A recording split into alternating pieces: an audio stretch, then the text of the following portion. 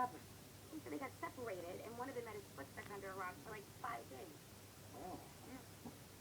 You know, if your leg got trapped under a rock, I'd chew it off to get you free. You would? I sure would. Is that cannibalism? No, I think it's my cannibalism to swallow. Oh, yeah, no. Don't worry about that, 'cause I don't swallow. Really? Because that's not what I heard.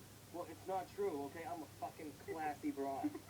Yeah. I just see that. Del Bella's a really expensive restaurant, so we can go anywhere else tomorrow. I really don't care as long as we're together. Are you kidding me? No, the 4 years we've been going out, I'm taking you to the best place in town. I've been crapping out room for it for 2 days. I mean, I know exactly what I'm going to order. You are so disgusting. I love you. And you're there.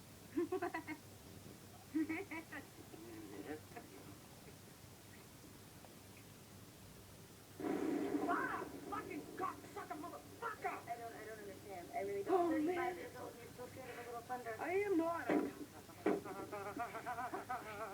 Thunder Buddy's polite, right, Johnny? Fucking right. All right, come on, let's sing the thunder song. All right.